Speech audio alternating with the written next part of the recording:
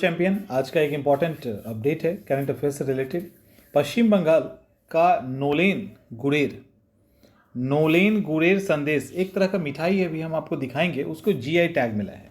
हम लोग इस वीडियो में ना केवल जीआई टैग अभी पश्चिम बंगाल में किसको मिला है और क्या है, बल्कि जीआई टैग कैसे मिलता है, कब तक के लिए मिलता है, ये सारी बातें करेंगे जिससे आपका कन्फ्यूज़न समाप्त हो जाएगा। पश्चिम बंगाल के अंदर अभी कई प्रोडक्ट, लेटेस्ट में कई प्रोडक्ट है, 7 ऐसे हैं जिनको जीआई टैग मिला है। उसी के अंदर ये नोलेन गुरेर संदेश ऐसे करके कहा जाता है। एक मिठाई होती है ये, जो नोले गुड़ से बनता है, और नोले गुड़ जो होता है वो खजूर का बना हुआ गुड़ होता है, उससे ये बनता है। इसको अगर मिला दिया जाए तो अभी पश्चिम बंगाल में टोटल 33 ऐसे प्रोडक्ट हैं जिनको जीआई टैग मिल चुका है। ये आप देख सकते हैं, ये संदेश है। ये जरूरी नहीं है कि इसी शेप में होगा, ये किसी भी शेप में हो सकता है। और ये संदेश को ये जो बनाया जाता है, और ये क्या है, ये खजूर का ये गुड़ है। संदेश जो बनाया जाता है वो फटे हुए छेना, यानी दूध को फाड़कर जो छेना होता है उसको नोले गुड़ का मतलब होता है खजूर के पेड़ का गुड़, उसके साथ इसको बनाया जाता है। काफ़ी गाढ़ा होता है, सॉलिड होता है, और स्वाद इसका अच्छा होता है। खास करके सर्दियों के अंदर इसका यूज़ किया जाता है। अब इसको लेकर अभी हाल ही में कुछ ऐसे प्रोडक्ट हैं जिनको जीआई टैग मिला है, जैसे मालदा का निस्तारी रेशम, इसके साथ ही कमारपुर का सफ़ेद बोदे, मुर्शिदाबाद का छाना बोड़ो, विष्णुपुर का मोतीचूर का लड्डू, रघु निपागल का चावल। तो ऐसे करके उनकी अपनी खूबसूरती और अच्छाई और स्पेशलिटी के कारण उनको जीआई टैग मिला है। दरअसल जीआई टैग की बात करें तो जीआई टैग जो जिनको भी प्राप्त होता है उनको ना केवल देश बल्कि वर्ल्ड के लेवल पे एक पहचान मिलती है और उनका प्रोडक्शन बढ़ जाता है। ये अलग बात है कि अभी जो नोलेन संदेश को जीआई टैग मिला है, ये एक्चुअली 6 से 10 दिनों तक ही टिक पाता है, बिल्कुल फ्रेश होता है। तो थोड़ा एक्सपोर्ट करने में या इंटरनेशनल लेवल पे इसको टिकाऊ बनाने पर काम करने की ज़रूरत है। चलिए आगे हम लोग चलते हैं। यहाँ पे याद रखिएगा, जीआई टैग जिसको भी मिलता है ना केवल देश बल्कि दुनिया के लेवल पे उसको एक सर्टिफिकेट मिल जाता है कि इस जगह से अगर ये प्रोडक्ट तैयार होके जाएगा तो ये जो प्रोडक्ट है ये ओरिजिनल है। लाइक बनारस का बनारसी साड़ी और भी जगहों पे बनता है, लेकिन बनारस में बना हुआ बनारसी साड़ी को जीआई टैग मिला है। इसका मतलब अगर कहीं से भी बनारसी साड़ी कहीं जाता है और उस पर वो जीआई टैग देखते हैं तो उनको लगता है कि नहीं, ये ऑथेंटिक बनारस साड़ी है जो वहाँ के ट्रेडिशनल परंपरा के द्वारा बनाया गया है।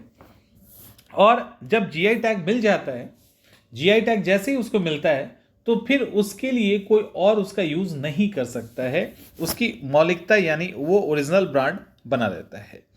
फसाई के द्वारा, खास करके अगर फूड सेक्टर की चीज़ें हैं तो फसाई इसमें काफ़ी मदद करता है। ज्योग्राफिकल जीआई के बारे में अब आइए थोड़ा बहुत जानते हैं। जीआई का मतलब होता है ज्योग्राफिकल इंडिकेटर। इसको इंग्लिश में ज्योग्राफिकल इंडिकेटर कहते हैं, हिंदी में इसको भौगोलिक संकेतक कहा जाता है। ज्योग्राफिकल मतलब भौगोलिक, इंडिकेटर मतलब संकेतक। अब जीआई टैग एक्चुअली में होता क्या है, देखिए। जीआई टैग किसी भी रीजनल प्रोडक्ट, क्षेत्रीय उत्पाद को, उस क्षेत्र की कोई भी रीजनल प्रोडक्ट उस क्षेत्र की पहचान होती है। जैसे मनेर का लड्डू, जैसे तिरुपति बालाजी का लड्डू, जैसे बिहार के राजगीर का खाजा, उसी तरह से कई, जैसे बनारस की साड़ी।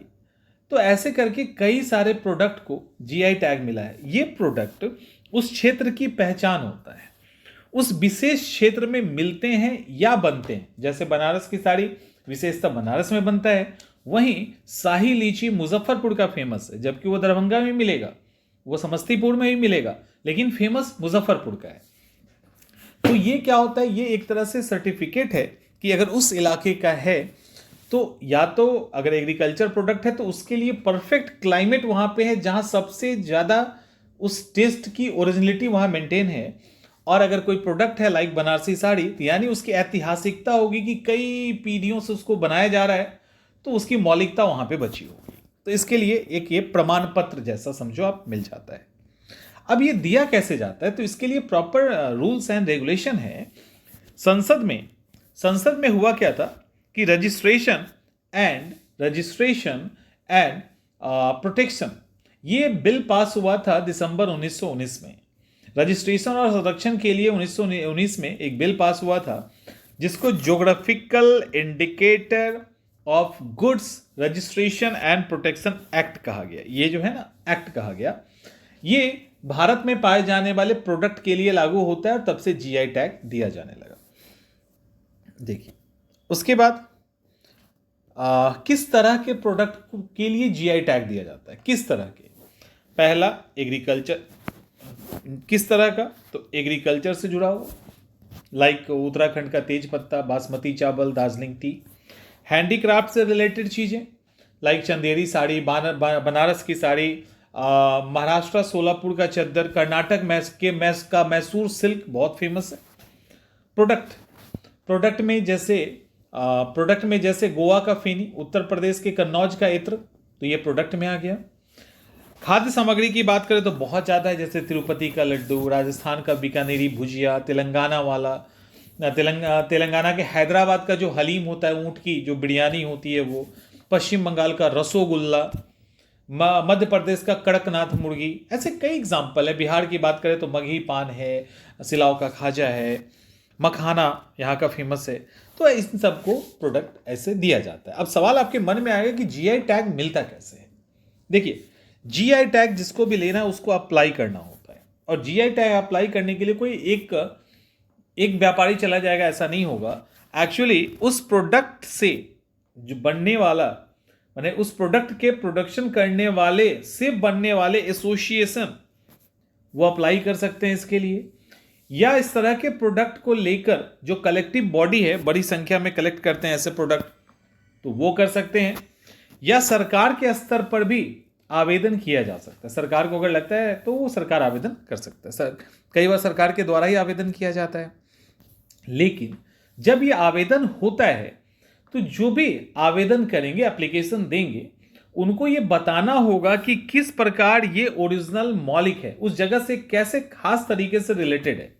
क्योंकि हम जैसे एज फॉर एग्जांपल आप ऐसे देखिए, बनारस में साड़ी बनता है तो क्या बनारस में ही बनता होगा, इलाहाबाद में नहीं बनेगा, लखनऊ में नहीं बनता है। लेकिन लखनऊ वाला कहे कि नहीं नहीं ये बनारस की साड़ी ओरिजिनल लखनऊ में बनती है, तो ये बनारस के साड़ी वाले एसोसिएशन की रिस्पॉन्सिबिलिटी है कि वो प्रूव करे कि नहीं स्टार्टिंग से ही बनारस की साड़ी बनारस में ही बन रहा है।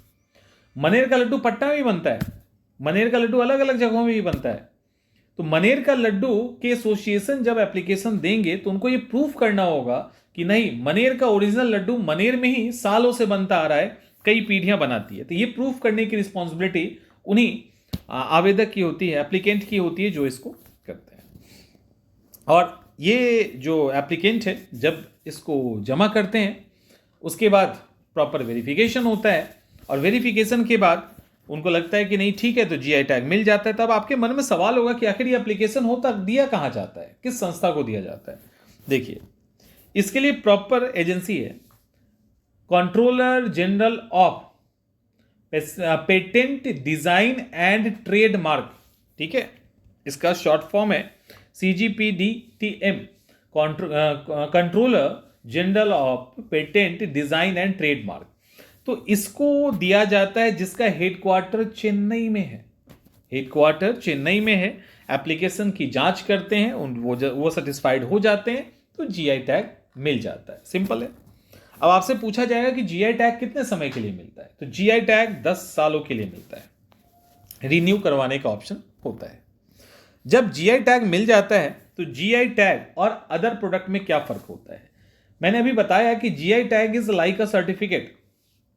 जब ये सर्टिफिकेट मिल जाता है तो जिस क्षेत्र के लिए मिले, जिस कम्युनिटी के लिए मिले, तो यानी उस क्षेत्र का प्रोडक्ट, उस कम्युनिटी के द्वारा बनाया गया प्रोडक्ट, इट मीन्स कि वो ओरिजिनल है।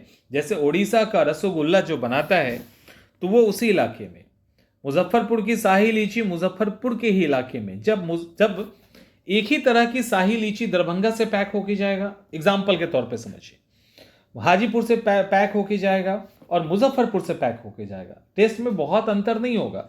लेकिन जब मुजफ्फरपुर से पैक होके जाएगा उसमें लिखा होगा कि मैन्युफैक्चर्ड फ्रॉम मुजफ्फरपुर या पैक्ड फ्रॉम मुजफ्फरपुर, अगर ये लगा होगा तो अगर ये अमेरिका चला गया तो अमेरिका वाले, अब जीआई टैग का तो ऑनलाइन सब कुछ लिस्टिंग है, और वहाँ पे लिख भी दिया जाएगा इसको जीआई टैग मिल चुका है मुजफ्फरपुर के शाही लीची को।